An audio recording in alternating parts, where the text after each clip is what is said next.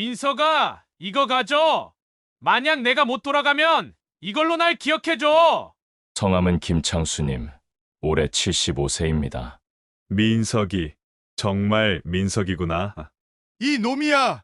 직접 전화해서 나를 속인 놈이지!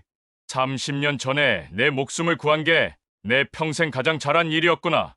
1975년 4월, 베트남 정글 어딘가에서 제가 겪었던 일을 말씀드리겠습니다. 그날은 새벽부터 비가 부슬부슬 내리고 있었어요.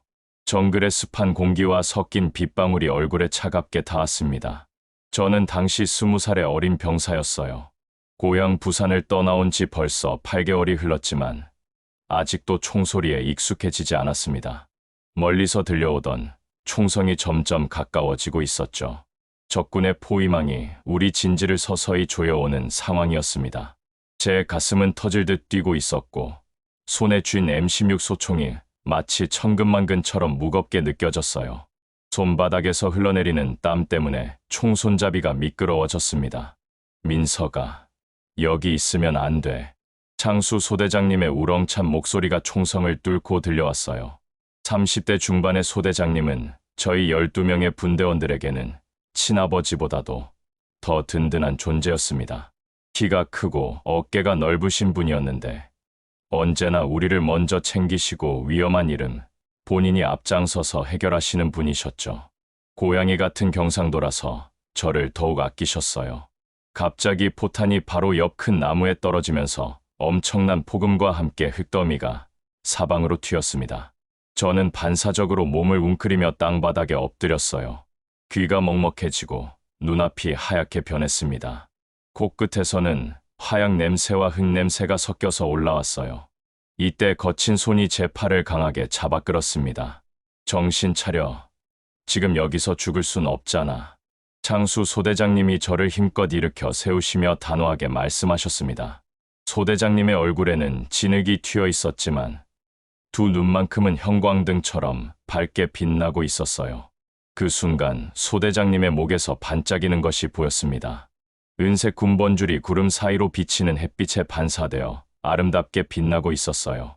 적군의 AK-47 기관총 소리가 점점 더 가까워졌습니다. 타타타타 하는 독특한 발사음이 정글 전체를 울리고 있었어요. 나무십들이 총알에 맞아 우수수 떨어지고 나무 껍질 조각들이 바람에 날렸습니다. 소대장님은 상황이 급하다는 것을 아시고 재빨리 목에서 군번줄을 풀어내셨어요. 그리고 놀랍게도 군번줄을 정확히 반으로 나누셨습니다. 한쪽에는 소대장님의 이름과 군번이, 다른 한쪽에는 부대 마크가 새겨져 있었어요. 민서가 이거 가져. 절반의 군번줄을 제 손바닥에 꼭 쥐어주시면서 진지하게 말씀하셨어요. 만약 내가 못 돌아가면 이걸로 날 기억해줘. 그리고 우리 집에 가서 아내한테 전해줘. 저는 깜짝 놀라며 고개를 세차게 가로저었습니다. 소대장님, 무슨 말씀이세요? 같이 돌아가야죠. 같이 한국 가서 막걸리나 한잔해야죠. 하지만 소대장님의 표정은 이미 각오가 서 있었어요. 그 눈빛에서 저는 뭔가 불길한 예감을 느꼈습니다. 너희들이 먼저 후퇴해. 내가 시간을 벌어줄 테니까. 소대장님은 저희 분대원들을 뒤로 밀어내시며 홀로 적군 쪽으로 걸어가셨습니다. 그 뒷모습이 지금도 제 눈에 선명하게 떠오릅니다. 어깨가 쭉 펴져 있었고 걸음걸이도 당당했어요. 총성이 더욱 격렬해졌고 연기와 먼지가 자욱해져서 3미터 앞도 보이지 않았습니다. 저는 다른 분대원들과 함께 울면서 후퇴할 수밖에 없었어요. 손에 쥔 군번줄 반쪽이 축축한 땀과 눈물로 완전히 젖어 있었죠. 그날 밤이 되어서야 총성이 멈췄습니다. 저희는 소대장님을 찾으러 다시 그 자리로 돌아갔어요. 하지만 소대장님의 흔적은 어디에도 없었습니다. 핏자국과 노쇠 탄 피들, 그리고 부러진 나뭇가지들만이 치열했던 전투의 흔적을 보여주고 있었어요. 이틀, 3일을 계속 수색했지만 소대장님을 찾을 수 없었습니다. 혹시 포로로 잡혀갔을 수도 있고 다른 곳으로 피신하셨을 수도 있다고 생각했어요. 하지만 일주일이 지나도 소식이 없었습니다. 결국 저는 실종으로 처리된 창수 소대장님을 두고 한국으로 돌아와야 했어요. 그때부터 지금까지 30년이 넘는 긴 세월 동안 저는 이 군번줄 반쪽을 목에 걸고 살아왔습니다. 매일 아침 일어나서 제일 먼저 하는 일이 이 군번줄을 목에 거는 것이었어요. 소대장님에 대한 그리움과 죄송함, 그리고 깊은 감사함을 안고 말이죠. 혹시라도 소대장님이 살아계시다면 언젠가는 다시 만날 수 있을 거라는 간절한 희망을 품으면서요.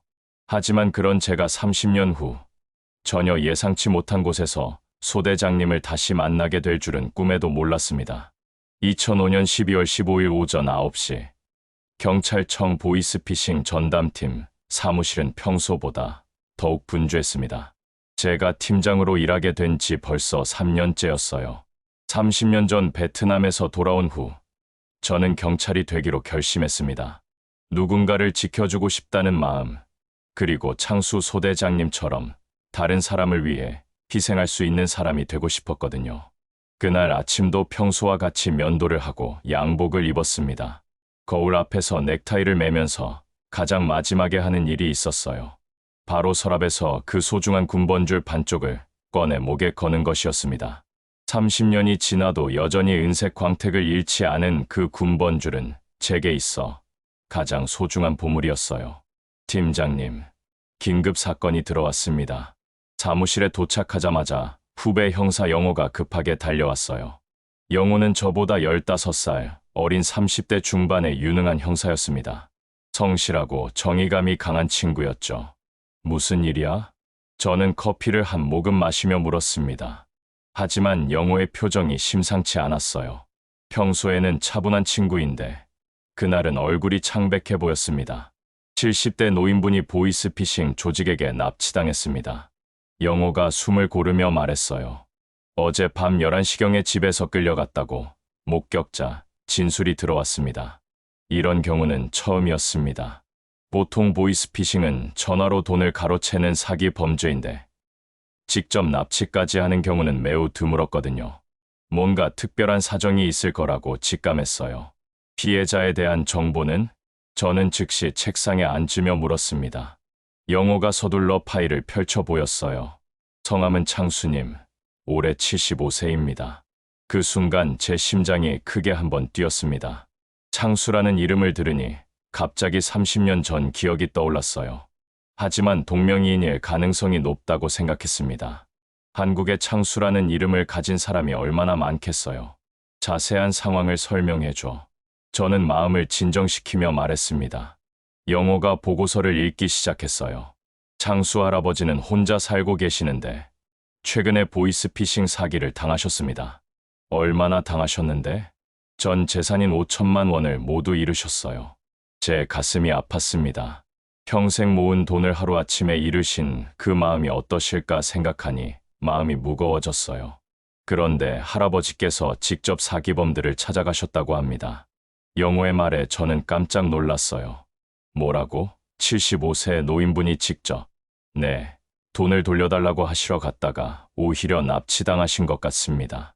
영호가 고개를 끄덕이며 말했어요.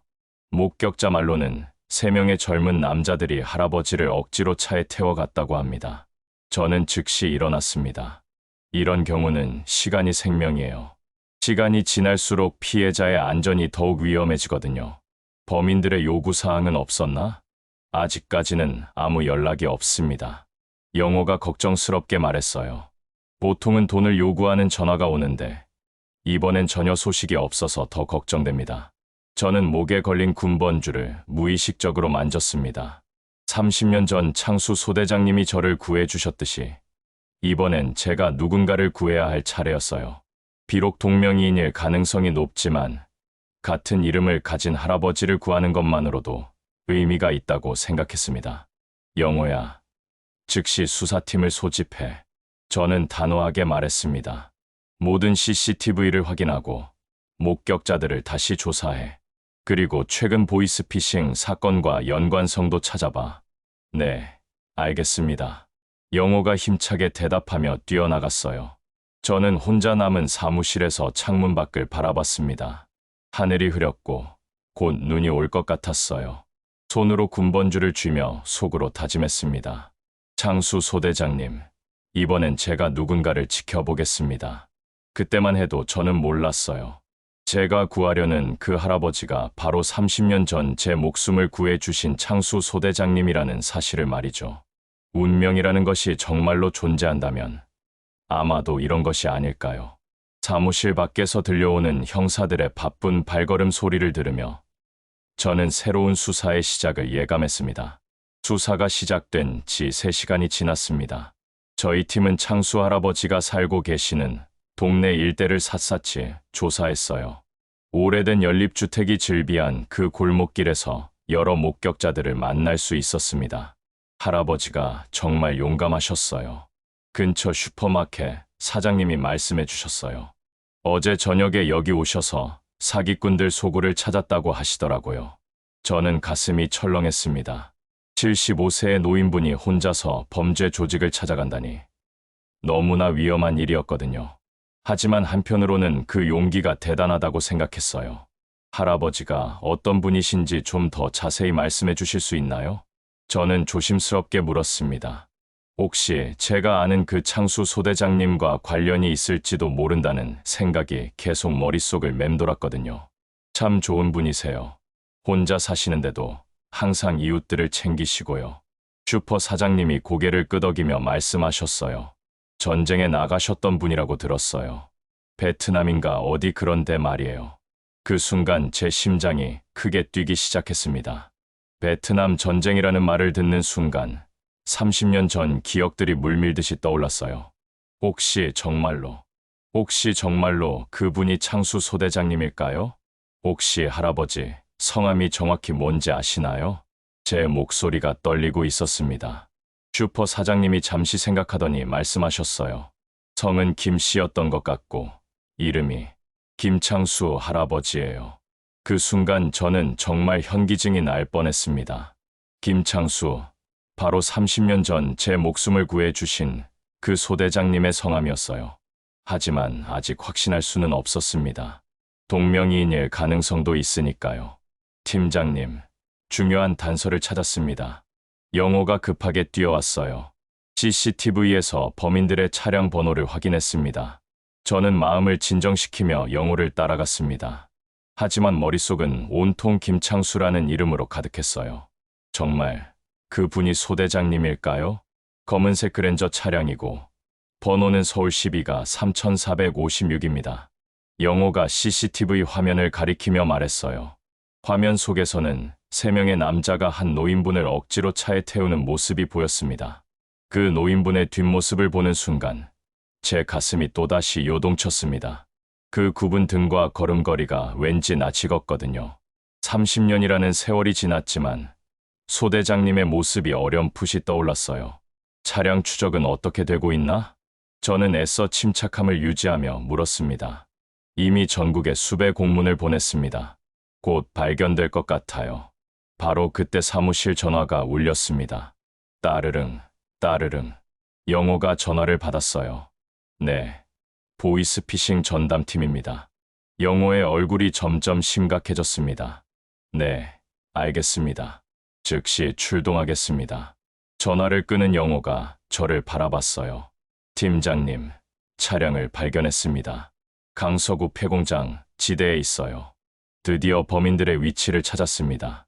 저는 즉시 총기와 방탄복을 챙겼어요. 하지만 마음 한구석에서는 두려움이 올라왔습니다. 만약 정말로 그 할아버지가 창수 소대장님이라면 이번엔 제가 소대장님을 구해야 했거든요. 전 팀원 집파. 저는 큰 소리로 외쳤습니다. 5분 후 출발한다. 팀원들이 재빨리 장비를 챙기며 모여들었어요. 모두 7명의 정예 요원들이었습니다. 저는 그들을 보며 작전을 설명했어요.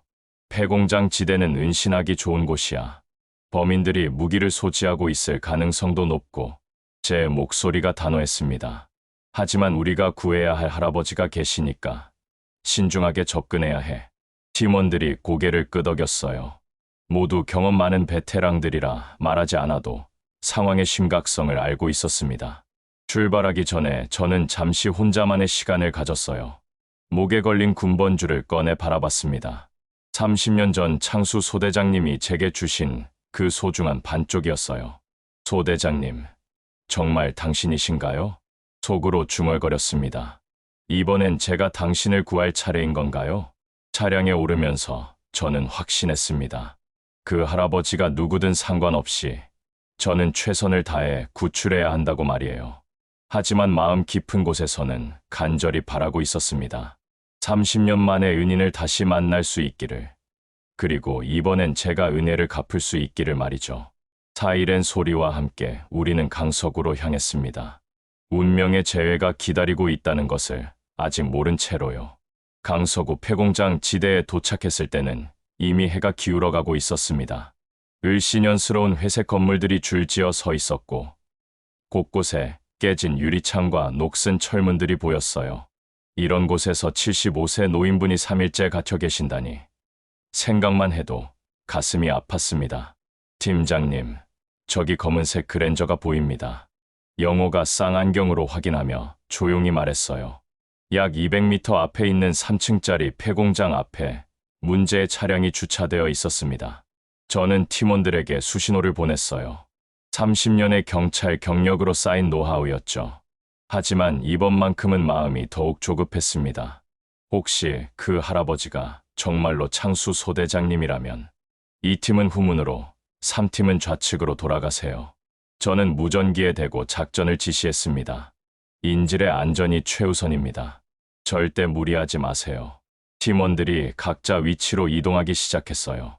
저와 영호는 정면 입구로 접근했습니다. 발걸음을 최대한 죽이며 천천히 다가갔어요. 폐공장 1층에서 희미한 불빛이 새어나오고 있었습니다. 그리고 안에서 목소리가 들려왔어요. 거친 남자 목소리 몇 개와 그리고 나이든 분의 목소리가 섞여 있었습니다. 돈을 어디 숨겨놨는지 빨리 말해. 한 남자가 고함을 치는 소리가 들렸어요. 제 주먹이 저절로 꽉 쥐어졌습니다. 나는 이미 다 잃었다고 했잖아. 그때 들린 늙은 목소리에 저는 온몸에 전율이 흘렀습니다. 그 목소리. 30년이 지났지만 절대 잊을 수 없는 그 목소리였어요. 창수 소대장님의 목소리였습니다. 거짓말하지 마. 내가 숨겨둔 돈이 또 있을 거야. 다른 남자가 소리쳤어요. 그 다음에 들린 것은 의자가 넘어지는 소리와 할아버지의 신음소리였습니다. 저는 더 이상 참을 수 없었어요.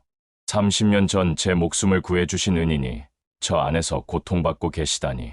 하지만 무작정 뛰어들 수는 없었습니다. 인질의 안전을 생각해야 했거든요. 영호, 몇 명인 것 같아? 저는 속삭이듯 물었습니다.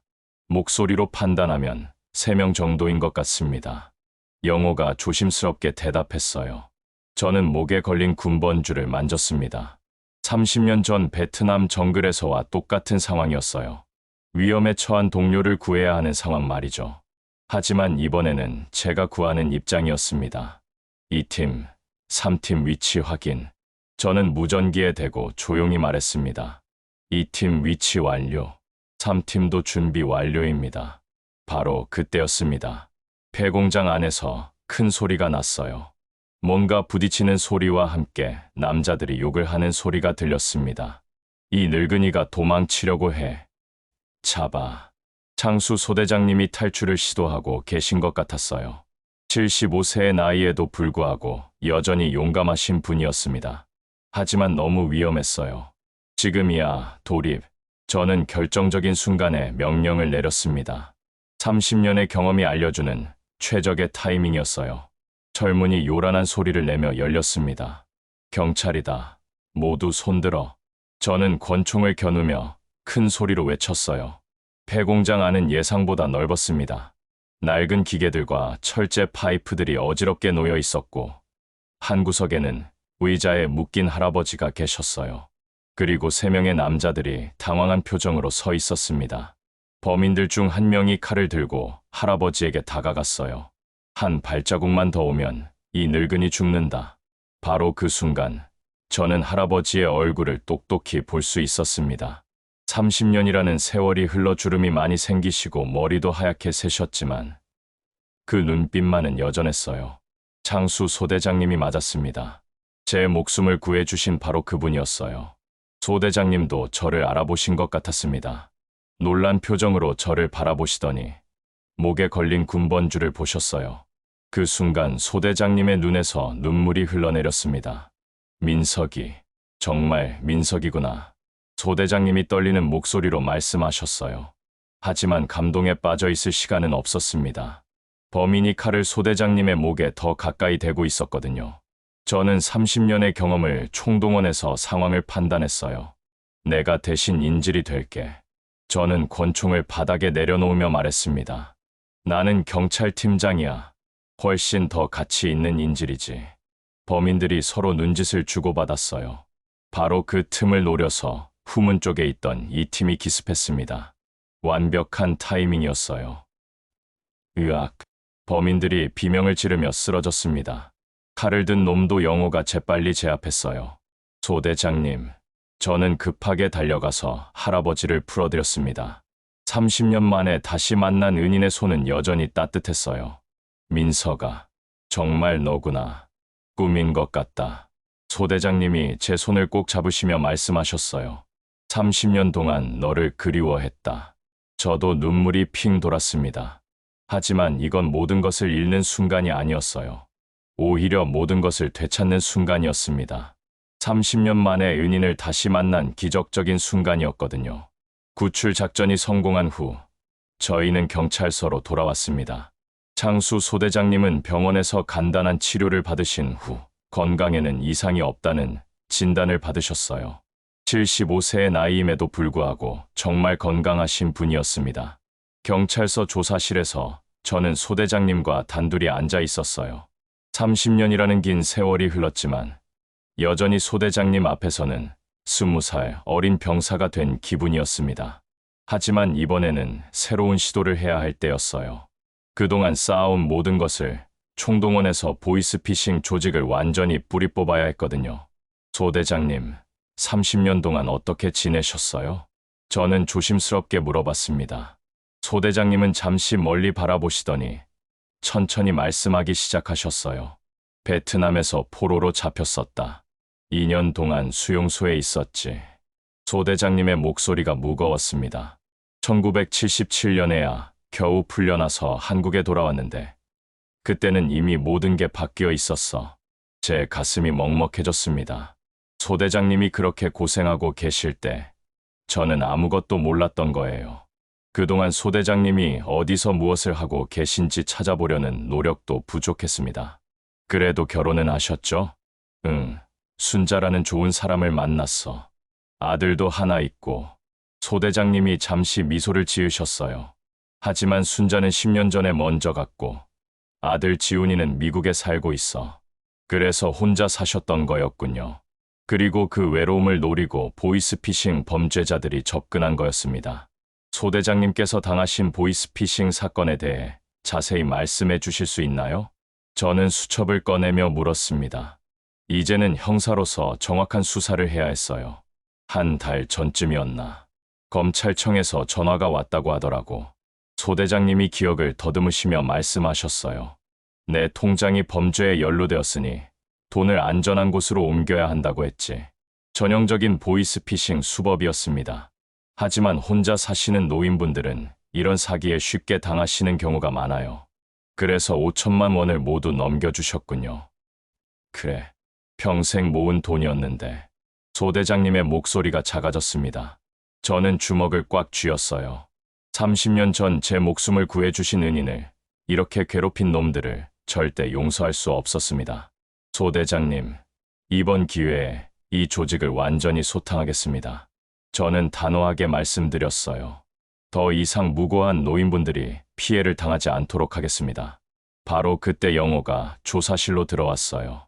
팀장님, 중요한 정보를 입수했습니다. 영호의 표정이 상당히 심각했어요. 무슨 일이야? 체포한 범인들을 조사해봤는데 이들은 말단 조직원들입니다. 영호가 보고서를 펼치며 설명했어요. 진짜 총책은 따로 있고 이들은 단순히 돈을 받고 일하는 하수인들이었어요. 이런 경우가 바로 보이스피싱 조직의 특징이었습니다. 진짜 두뇌는 뒤에 숨어 있고 앞에는 대체 가능한 하수인들만 내세우는 거죠. 총책에 대한 정보는 태훈이라는 40대 남자입니다. 영호가 사진을 보여주었어요. 서울 강남에 사무실을 차리고 대규모 보이스피싱 조직을 운영하고 있다고 합니다. 저는 그 사진을 유심히 봤습니다. 날카로운 눈빛의 중년 남자였어요. 수많은 노인분들을 울린 그 악질 범죄자 말이죠. 소 대장님, 이 사람 혹시 아세요? 저는 태훈의 사진을 소 대장님께 보여드렸어요. 소 대장님이 사진을 보시더니 고개를 끄덕이셨습니다. 이 놈이야. 직접 전화해서 나를 속인 놈이지. 소 대장님의 목소리에 분노가 섞여 있었어요. 처음엔 정말 친절하게 도와준다고 했는데 나중에는 협박까지 했어. 저는 더욱 화가 났습니다. 이런 악질들이 선량한 노인분들을 상대로 사기를 치다니. 영호야, 태훈의 위치를 파악했나? 강남구 테헤랄로에 있는 오피스텔이라고 합니다. 영호가 즉시 대답했어요. 하지만 경비가 삼엄해서 접근이 쉽지 않을 것 같습니다. 저는 잠시 생각에 잠겼습니다. 이번 작전은 단순한 체포가 아니었어요. 보이스피싱 조직을 완전히 뿌리 뽑는 것이 목표였습니다. 그리고 창수 소대장님의 억울함을 풀어드리는 것이기도 했고요. 소대장님, 저는 소대장님을 바라보며 말씀드렸어요. 30년 전 소대장님께서 저를 구해주셨듯이 이번엔 제가 소대장님을 위해 싸우겠습니다. 소대장님이 제 손을 꼭 잡으셨어요. 민서가, 고맙다. 하지만 위험한 일은 하지 마라. 걱정 마세요. 이제 저도 베테랑 형사니까요. 저는 목에 걸린 군번줄을 만지며 다짐했습니다. 이번 최종 대결에서는 반드시 승리하겠다고 말이에요. 30년 전 베트남 정글에서 배운 용기와 30년간 쌓아온 경험을 모두 발휘해서요. 영호야, 특수기동대의 협조 요청해. 저는 일어서며 말했습니다. 내일 새벽에 작전을 실행한다. 드디어 진짜 적과의 최종 대결이 시작되려 하고 있었습니다. 다음 날 새벽 5시, 강남구 테헤랄로는 아직 고요했습니다. 하지만 그 고요함 속에서 우리 보이스피싱 전담팀과 특수기동대는 최종 작전을 준비하고 있었어요. 30년간의 형사 생활 중에서도 이번만큼 중요한 작전은 없었습니다. 단순히 범죄자를 잡는 것이 아니라 창수 소대장님의 명예를 되찾는 일이기도 했거든요. 팀장님, 모든 준비가 완료되었습니다. 영호가 방탄복을 입고 저에게 보고했어요. 특수기동대 대장도 고개를 끄덕이며 작전 준비가 끝났음을 알려주었습니다. 저는 가슴에 손을 올리고 군번줄을 느꼈습니다. 30년 전 창수 소대장님이 주신 이 군번줄이 오늘 마지막 힘을 발휘할 때가 온 것 같았어요. 태훈의 오피스텔은 15층입니다. 정보팀에서 온 요원이 건물 도면을 보여주며 설명했어요. 엘리베이터 2대와 비상계단이 있고 보안 카메라가 곳곳에 설치되어 있습니다. 이런 대규모 보이스피싱 조직은 보통 탈출 경로를 여러 개 만들어둡니다. 잡히기 직전에 증거를 인멸하고 도망가는 경우가 많거든요. 하지만 이번에는 그런 일이 없도록 완벽하게 포위해야 했어요. 1팀은 정면 출입구, 2팀은 후면 비상구, 3팀은 지하주차장. 저는 각 팀의 임무를 배정했습니다. 특수기동대는 저와 함께 직접 15층으로 올라갑니다. 모든 팀원들이 진지한 표정으로 고개를 끄덕였어요. 30년 경력의 베테랑들부터 5년차 신참 형사들까지 모두가 하나의 목표를 향해 뭉쳐 있었습니다. 혹시 저항하거나 인지를 잡을 가능성도 있으니 조심하세요. 저는 마지막 당부를 했습니다. 하지만 반드시 태훈을 체포해야 합니다. 더 이상 무고한 피해자가 생기지 않도록요. 오전 6시 정각, 작전이 시작되었습니다. 각 팀이 동시에 움직이기 시작했어요. 저는 특수기동대 4명과 함께 정면으로 들어갔습니다. 15층까지 올라갑니다. 엘리베이터 안에서 저는 마음을 다잡았어요. 30년 전 베트남 정글에서의 그 긴장감이 다시 살아났습니다. 하지만 이번에는 제가 누군가를 구하는 입장이었어요. 엘리베이터가 15층에 도착했습니다. 문이 열리자마자 우리는 조용히 복도로 나왔어요. 1505호, 바로 태훈의 사무실이었습니다. 문 앞에서 잠시 귀를 기울여 봤습니다. 안에서 여러 사람의 목소리가 들렸어요. 아마도 새벽부터 보이스피싱 전화를 돌리고 있는 것 같았습니다. 지금이다. 저는 수신호를 보내고 문을 박차고 들어갔습니다. 경찰이다. 모두 손들어. 사무실 안은 생각보다 넓었습니다. 컴퓨터가 20여 대 놓여 있었고 젊은 남녀들이 헤드셋을 끼고 전화를 하고 있었어요. 그리고 안쪽 사무실에서 40대 남자가 놀란 표정으로 나왔습니다. 바로 태훈이었어요. 뭐야? 이거. 태훈이 당황하며 소리쳤습니다. 여기가 어딘 줄 알고. 보이스피싱 조직 총책 태훈. 사기죄와 협박죄로 체포한다. 저는 수갑을 들고 태훈에게 다가갔어요. 하지만 태훈은 순순히 잡히지 않았습니다. 갑자기 책상 위에서 뭔가를 집어들더니 저에게 던졌어요. 무거운 서류철이 제 어깨에 맞았습니다. 도망가자. 태훈이 부하들에게 소리치며 비상문 쪽으로 뛰어갔어요. 하지만 우리는 이미 모든 출구를 막아두었습니다. 포위되었다. 도망갈 곳은 없어. 특수기동대원이 큰 소리로 외쳤어요. 태훈이 벽에 몰린 쥐처럼 이리저리 둘러봤습니다. 그러다가 갑자기 창문으로 다가가더니 밖을 내다봤어요. 15층에서 뛰어내릴 생각은 아니겠죠. 태훈, 포기해. 저는 권총을 겨누며 다가갔습니다. 내가 속인 창수 할아버지가 어떤 분인지 알아? 창수, 그 늙은이 말이야. 태훈이 비웃으며 말했어요. 그런 바보 같은 늙은이들 때문에 내가 이렇게 잘 사는 거야. 그 순간 저는 정말 화가 치밀었습니다. 30년 전 제 목숨을 구해주신 은인을 바보라고 부르다니. 하지만 감정에 휩쓸려서는 안 됐어요. 냉정하게 체포해야 했습니다. 너 같은 쓰레기 때문에 얼마나 많은 노인분들이 고생하는지 알아? 저는 한 걸음씩 다가가며 말했습니다. 이제 끝이야. 더 이상 피해자는 없다. 태훈이 마지막으로 저항하려 했지만 특수기동대원들이 재빨리 제압했어요. 수갑이 채워지는 순간 저는 깊은 안도감을 느꼈습니다. 사무실 안에 있던 직원들도 모두 체포했습니다. 영호가 보고했어요. 컴퓨터에서 피해자 명단과 계좌 정보도 모두 확보했습니다. 드디어 해냈습니다. 30년 만에 창수 소대장님의 원수를 갚은 것이었어요. 하지만 이건 단순한 복수가 아니었습니다. 정의를 실현한 것이었죠. 태훈을 경찰차에 태우면서 저는 그에게 말했습니다. 창수 할아버지는 30년 전 베트남 전쟁에서 나라를 위해 싸우신 영웅이야. 그런 분을 속인 내가 진짜 바보다. 태훈이 고개를 숙였습니다. 아마도 자신이 얼마나 큰 죄를 지었는지 깨달았을 거예요. 최종 대결은 우리의 승리로 끝났습니다. 이제 클라이맥스가 기다리고 있었어요. 태훈과 그의 조직원들을 모두 체포한 후 저는 곧바로 창수 소대장님께 소식을 전해드리러 갔습니다. 소대장님은 경찰서 휴게실에서 차를 드시며 기다리고 계셨어요. 75세의 연세에도 불구하고 꼿꼿한 자세로 앉아 계신 모습이 30년 전 그때와 똑같았습니다. 소대장님, 모든 게 끝났습니다. 저는 기쁜 마음으로 보고드렸어요. 태훈과 조직원 23명을 모두 검거했고 피해 금액도 대부분 회수했습니다. 소대장님의 눈이 반짝였습니다. 정말인가? 내 돈도 돌려받을 수 있는 건가? 네, 소대장님의 5천만 원도 온전히 찾았습니다. 그 순간이 바로 진정한 클라이맥스였습니다.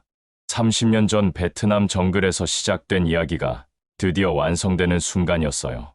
소대장님이 제게 생명을 주셨고 이제 저는 소대장님께 정의와 희망을 돌려드린 것이었습니다.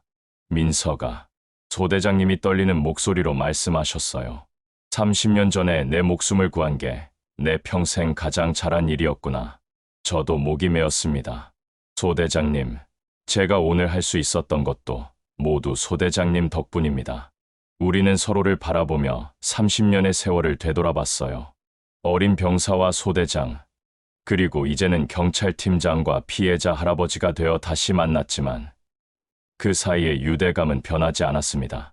바로 그때 영호가 중요한 소식을 가지고 왔어요. 팀장님, 태훈 조직에서 압수한 자료를 분석해봤는데 정말 놀라운 사실을 발견했습니다. 무슨 일이야? 저는 궁금해하며 물었습니다. 태훈 조직이 최근 3년간 속인 피해자가 총 847명입니다. 영호가 충격적인 숫자를 발표했어요. 피해 금액만 해도 150억 원이 넘어요. 정말 어마어마한 규모였습니다. 847명의 소중한 노인분들이 평생 모은 돈을 잃었다는 뜻이었어요. 하지만 이제는 모든 게 해결될 것이었습니다. 그분들께 모두 연락드렸나? 네, 이미 연락을 시작했습니다. 영호가 밝게 대답했어요. 내일부터 순차적으로 돈을 돌려드릴 예정입니다. 창수 소대장님이 깊은 한숨을 쉬셨습니다. 나 같은 사람이 847명이나 되었구나. 정말 무서운 세상이야. 하지만 이제는 괜찮습니다. 저는 확신에 차서 말씀드렸어요. 이런 일이 다시는 일어나지 않도록 우리가 막을 겁니다. 소대장님이 갑자기 목에서 뭔가를 꺼내셨어요. 반짝이는 은색 군번줄 반쪽이었습니다. 30년 동안 소대장님도 저와 마찬가지로 군번줄을 목에 걸고 다니셨던 거예요. 민서가, 이제 이걸 합쳐야 할 때가 온 것 같다. 소대장님이 군번줄을 내밀어 주셨어요. 저도 목에서 제 군번줄 반쪽을 꺼냈습니다. 30년 동안 한 번도 목에서 뺀 적이 없었던 그 소중한 반쪽이었어요. 두 개의 반쪽이 만나자 완전한 하나가 되었습니다. 마치 우리의 인연처럼 30년의 세월을 건너뛰어 다시 하나가 된 것이었어요. 소대장님, 이 군번줄은 소대장님께서 가지세요. 저는 완성된 군번줄을 다시 소대장님께 드렸습니다. 저는 이미 충분히 받았으니까요. 30년 동안의 용기와 희망을 말이에요. 소대장님이 고개를 저으셨어요. 아니다. 민서가. 이건 우리 둘 다 가져야 해. 그러시더니 군번줄을 다시 반으로 나누셨습니다. 30년 전에도 그랬고 앞으로도 그래야 해. 우리는 언제나 함께니까. 저는 눈물이 왈칵 쏟아졌습니다. 30년 만에 다시 만난 은인, 그리고 영원한 전우였던 창수 소대장님의 마음이 느껴졌거든요. 사무실 밖에서 다른 형사들이 박수를 치기 시작했어요. 우리의 감동적인 재회를 지켜본 모든 사람들이 함께 기뻐해주고 있었습니다. 팀장님, 정말 감동적입니다. 영호가 눈물을 닦으며 말했어요. 이런 일이 정말 일어나는군요. 저는 창수 소대장님과 함께 창밖을 바라봤습니다. 서울 시내가 환하게 빛나고 있었어요. 30년 전 베트남 정글의 어둠과는 정말 대조적이었습니다. 소대장님, 앞으로는 제가 소대장님을 지켜드리겠습니다. 민서가, 고맙다. 하지만 이제는 서로를 지켜주는 거야. 바로 그 순간이었습니다. 30년간의 긴 여행이 드디어 완성되는 클라이맥스의 순간이었어요. 젊은 병사와 소대장의 인연이 이제는 평등한 두 남자의 우정으로 승화된 것이었습니다. 밖에서는 새벽 햇살이 비치기 시작했어요. 새로운 하루가 시작되고 있었습니다. 그리고 우리에게는 새로운 인생이 시작되고 있었어요. 그로부터 6개월이 지났습니다. 태훈과 그의 조직원들은 모두 실형을 선고받았어요. 태훈은 15년, 나머지 조직원들도 3년에서 10년의 징역형을 받았습니다. 847명의 피해자분들도 모든 돈을 되찾으셨고 추가 피해는 완전히 차단되었어요. 창수 소대장님은 이제 혼자 사시지 않습니다. 미국에 살던 아들 지훈 씨가 한국으로 돌아와서 함께 살고 계세요. 30년 만에 아버지의 영웅적인 이야기를 알게 된 지훈 씨는 아버지를 정말 자랑스러워했습니다.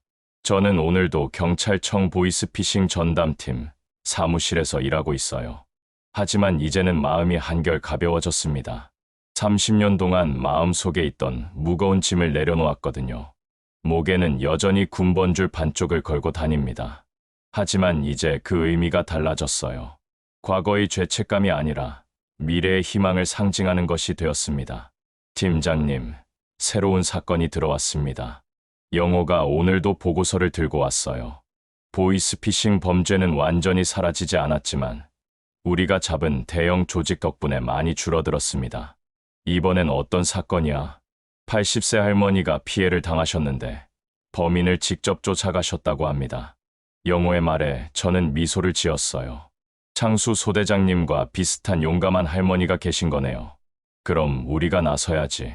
할머니를 혼자 두면 안 되니까. 저는 즉시 일어났습니다. 이제는 확신이 있었어요. 누구든 도움이 필요한 분이 계시면 최선을 다해 도와드릴 것이라는 확신 말이에요. 점심시간에 저는 창수 소대장님을 찾아뵙곤 합니다. 소대장님은 이제 동네에서 유명한 분이 되셨어요. 보이스피싱을 직접 잡아낸 영웅 할아버지로 말이에요. 민서가, 오늘도 수고 많았구나. 소대장님이 따뜻하게 맞아주셨어요. 지훈 씨가 끓여주신 된장찌개 냄새가 집 안에 가득했습니다. 소 대장님은 어떻게 지내세요? 아주 좋아. 지훈이랑 같이 살면서 정말 행복해. 소 대장님의 얼굴에는 평화로운 미소가 떠 있었어요. 우리는 함께 차를 마시며 일상적인 이야기를 나눴습니다. 30년 전 전장에서 만난 소 대장과 병사가 아니라 이제는 그냥 좋은 친구가 된 것이었어요. 아버지, 민석 형이 오셨네요. 지훈 씨가 인사를 건네주셨어요. 40대 중반의 지훈 씨는 아버지를 많이 닮으셨더라고요. 특히 그 따뜻한 눈빛이 정말 소 대장님과 똑같았습니다. 지훈 씨, 아버님과 함께 계셔서 정말 다행입니다. 저야말로 이렇게 멋진 아버지가 계셔서 자랑스러워요. 지훈 씨가 소 대장님의 어깨를 다정하게 두드리셨어요.